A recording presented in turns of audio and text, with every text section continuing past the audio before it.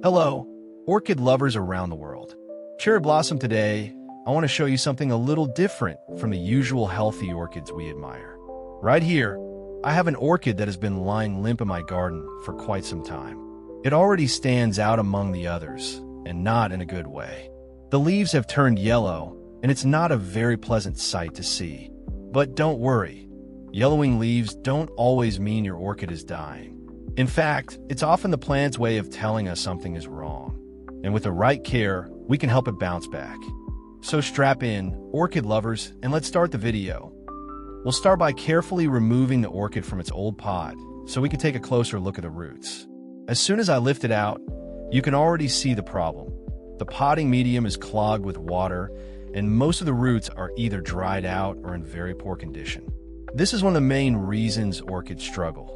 When the medium holds too much moisture for too long, it suffocates the roots, and instead of staying firm and green, they turn brown, mushy, or dry and brittle. So the first thing we need to do is remove all of the old substrate from around the roots. Take your time with this step. Gently shake the bark loose, and if necessary, use your fingers to carefully pull away the pieces that are sticking. The goal is to completely free the roots so we can see what's still alive and what needs to be trimmed away. Don't worry if it looks messy at first. This is an important step in giving the orchid a fresh start.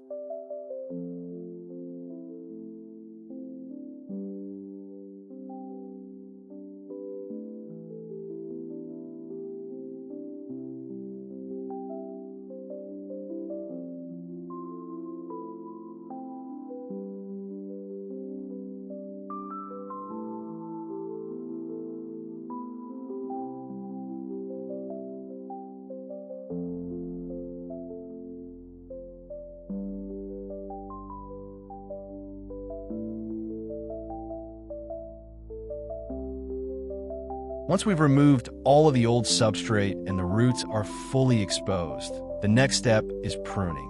Take a clean pair of shears or scissors. Make sure they're sterilized with alcohol beforehand to prevent spreading any bacteria or fungus. Now, carefully look through the roots.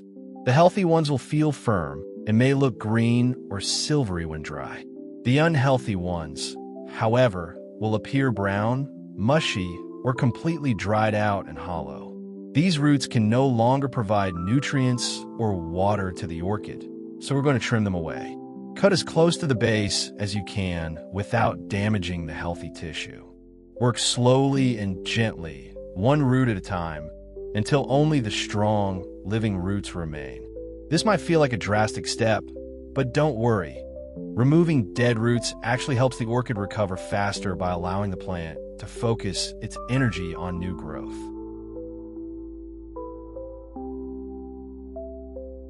While I'm trimming away these old roots, I'd love to know, which country are you watching from? Drop it down in the comments below. One of my favorite things about sharing orchid care is seeing how many different growers from all over the world are part of this community.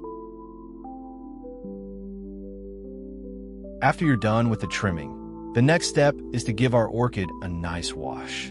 This will help remove any remaining debris, dust, or tiny pests that might still be hiding among the roots. You can do this using a gentle spray of clean water, either from your sink if you're indoors, or from a garden hose set to a soft mist if you're outside.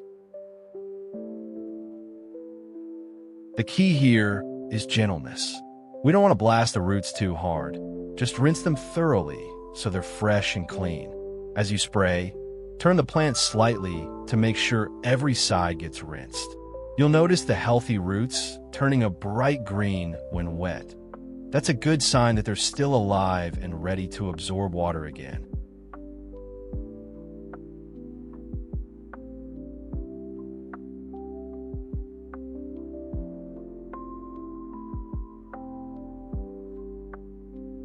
Once the orchid is nice and clean, the next step is to gently dry it. Take a clean tissue, a soft cloth, or even a handkerchief and lightly dab the roots and leaves. The goal here isn't to make the plant completely dry, but just to remove any excess water sitting on the surface. Too much moisture trapped between the leaves or around the crown can cause rot later on.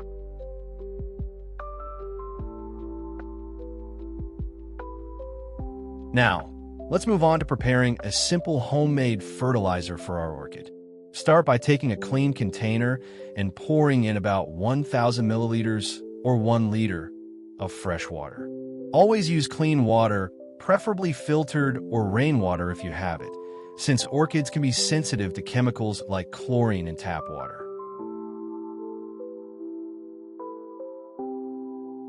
Next, we're going to add 1 teaspoon of baking powder. Baking powder might sound unusual, but in small amounts it helps to balance the pH of the solution and provide a trace boost of minerals that orchids can use. Sprinkle the teaspoon of baking powder into the water, and then stir the mixture gently until it dissolves completely. Now that our fertilizer solution is ready, we're going to place our orchid directly into the container. Make sure the whole root system, and ideally the lower part of the plant, is fully submerged under the solution. This soaking method allows the roots to take in moisture evenly while also absorbing the gentle nutrients we just mixed in. We're going to let the plant sit in this solution for about 30 minutes. While we wait for our orchid to soak, let's go ahead and prepare the next ingredient, fresh aloe vera. Take 1 whole leaf, preferably a thick and healthy one, and give it a quick rinse to remove any dirt from the surface. After that, cut the leaf into small pieces, about 2 to 3 centimeters each. Aloe vera is like a natural vitamin boost for orchids. It's rich in enzymes, minerals, and natural growth hormones that help strengthen roots and support new growth. Once you've finished cutting the aloe vera, go ahead and place all the pieces into a clean container.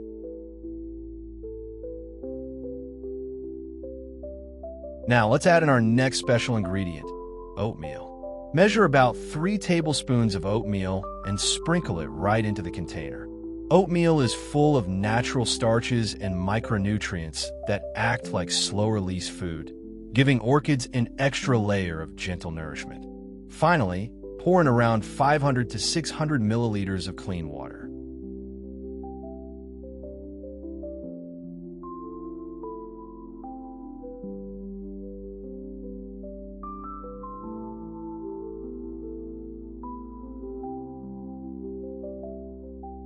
Stir the mixture thoroughly until everything blends well. You'll notice the water becoming a little cloudy and thicker. That's completely normal. Now, just like we did with the orchid soak, we're going to let this mixture sit and rest for about 30 minutes.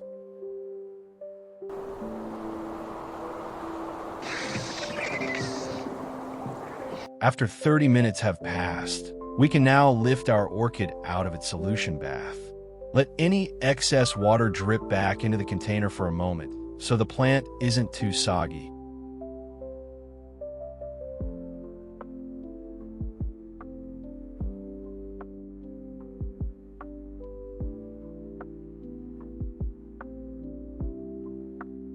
Before moving on, let's give it one more treatment using the same solution. Take a clean tissue, soak it lightly in the mixture, and gently brush it across the leaves. Glide from the base to the tip in smooth motions. This not only cleans away dust, but also allows the leaf surface to absorb a light layer of nutrients.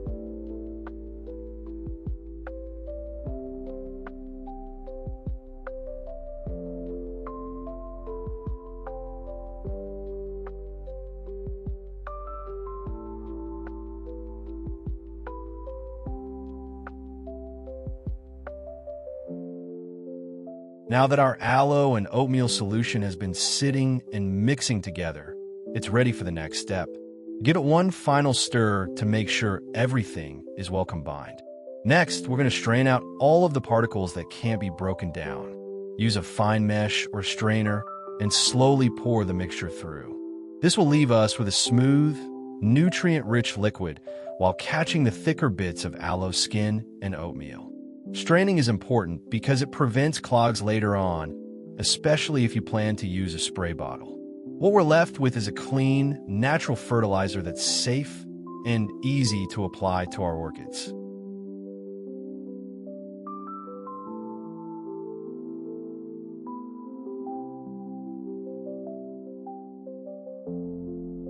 Next, prepare a clean tissue or soft cloth and dip it gently into our freshly strained solution.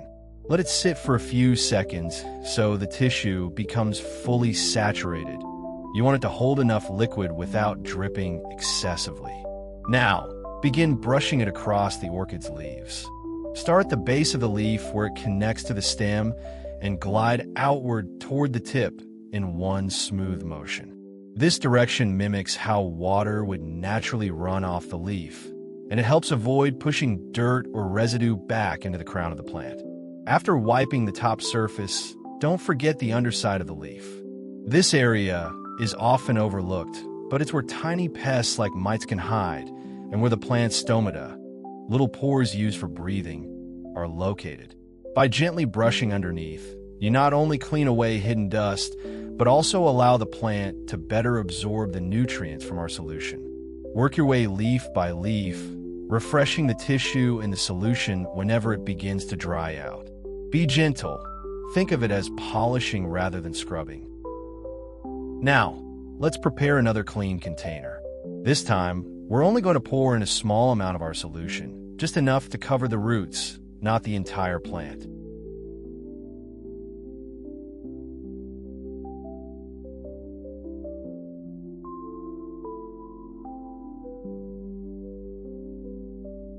Carefully place your orchid inside so that only the root system is submerged. By doing this, we allow the roots to directly absorb the nutrients without soaking the leaves or crown, which helps prevent rot. Let it sit for about 24 hours. During this time, the plant will slowly absorb the nutrient from the solution to further expand its roots. Now let's prepare a brand new substrate for our orchid. For this, we'll be using fresh pine bark, which is one of the best mediums for orchids because it provides excellent airflow and drainage. Take a clean pot and fill it with the pine bark all the way to the top. Next, pour in our nutrient solution until the bark is completely soaked and covered to the brim. This step is important because dry bark can sometimes repel water at first. So pre-soaking ensures it becomes soft and ready to hold moisture evenly. Once the pot is filled with solution, let it sit for about 24 hours. During this time, the bark will not only absorb water, but also take in the nutrients from our mix, creating a healthier environment for the orchid roots once we pot it up.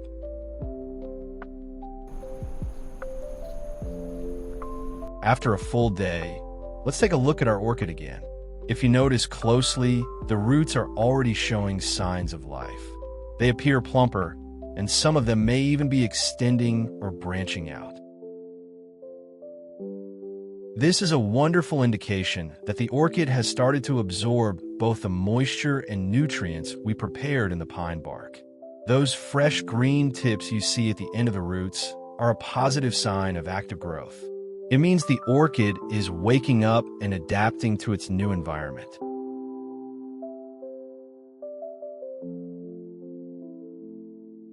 Now, let's protect the trimmed parts of our orchid. After pruning away the old or damaged roots, those cut areas are still fresh and vulnerable to infection. To keep them safe, we'll be using cinnamon powder, a natural and effective antifungal agent. Simply dip a clean cotton swab or your fingertip into the cinnamon powder and gently dab it onto the cut surfaces. Make sure to cover all the trimmed ends evenly, but avoid getting cinnamon on the healthy green roots, as it can sometimes dry them out. This simple step helps prevent fungal growth and rot, giving your orchid a clean, safe start as it prepares for new growth.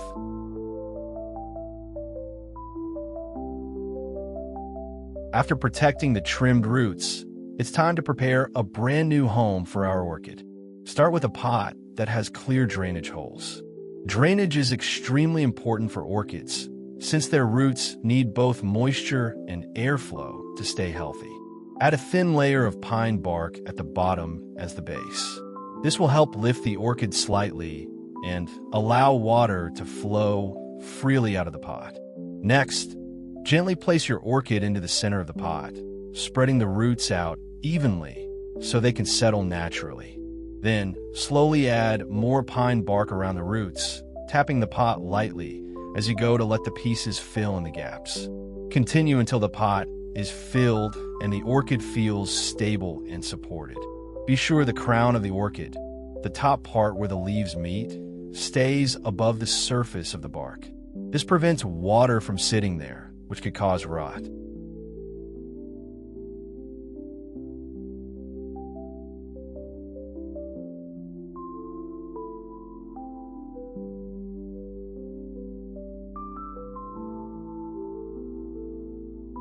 Now we're going to use a special tool, a steel support stake for our orchid. This will help the plant stand upright and stay steady as its roots grow stronger. Carefully insert the steel base into the pot, sliding it down into the bark until it feels firm and secure.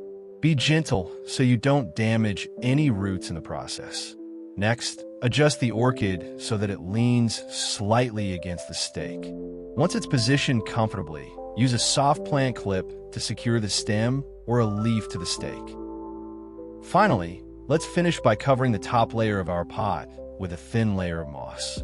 The moss will help hold in just the right amount of moisture while still allowing the orchid's roots to breathe. It also gives the pot a neat and natural look, almost like the orchid is growing in its own little forest floor. Spread the moss evenly across the surface, but don't pack it down too tightly. We still want plenty of air circulation. And remember, the moss is only a top cover, not a replacement for the bark underneath. Now for the most important part, routine care. Repotting gives our orchid a fresh start, but how we look after it every week will decide how well it grows. First, let's talk about watering. Orchids prefer a cycle of moisture and drying. Water thoroughly, letting the liquid run through the drainage holes. Then allow the potting mix to dry slightly before watering again. Avoid letting water sit at the crown, since this can cause rot. Next, light. Orchids thrive in bright, indirect sunlight. A spot near a window with sheer curtains is ideal. Enough light for healthy leaves, but not so much that they burn. Humidity is another key factor. Orchids love a slightly humid environment, so misting lightly in the morning or placing a humidity tray nearby can make a big difference. And yes, we'll continue using the same natural solution we prepared earlier. You can apply it in two ways, by dipping a clean tissue to gently wipe the leaves, or by watering around the pot so the roots can absorb the nutrients. Doing this once every 2 weeks is enough to give your orchid a boost without overwhelming it.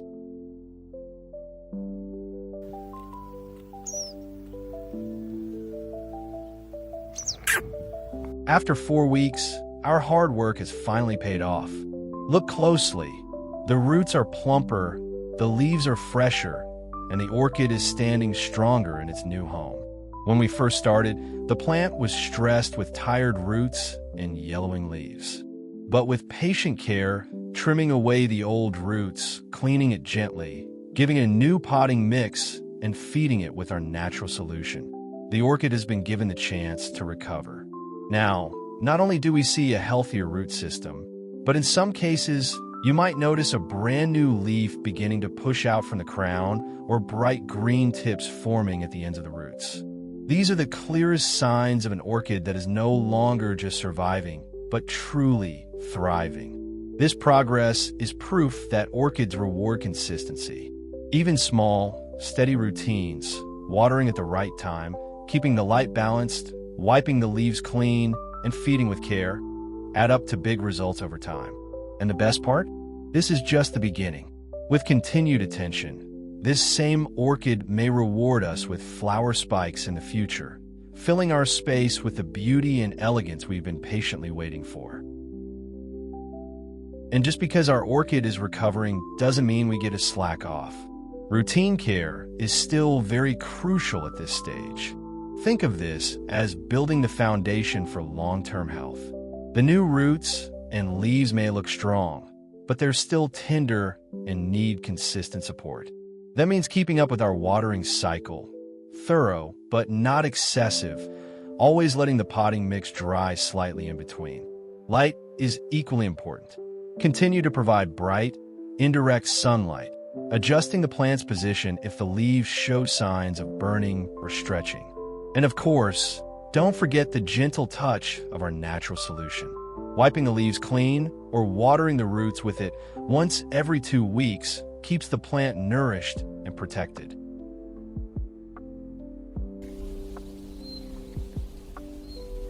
Finally, after another 6 weeks, the transformation is undeniable. Our orchid has settled beautifully into its new home. The roots are now strong and sprawling, gripping the bark firmly, while the leaves have grown even more vibrant and glossy. What's most exciting is the new growth, a fresh leaf unfolding, root tips reaching out in every direction, and for some of you, maybe even the very first sign of a flower spike beginning to emerge. This is the orchid's way of telling us that all the patience, care, and consistency have truly paid off.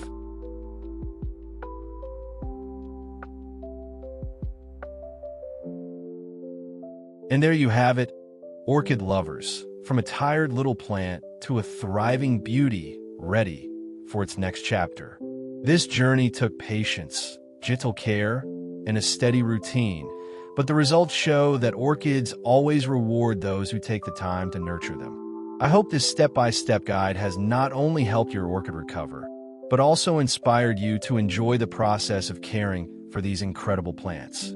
Remember, every root, every leaf, and every bloom tells a story of the love you've given. If you enjoyed this journey, don't forget to like, share, and subscribe for more orchid care tips.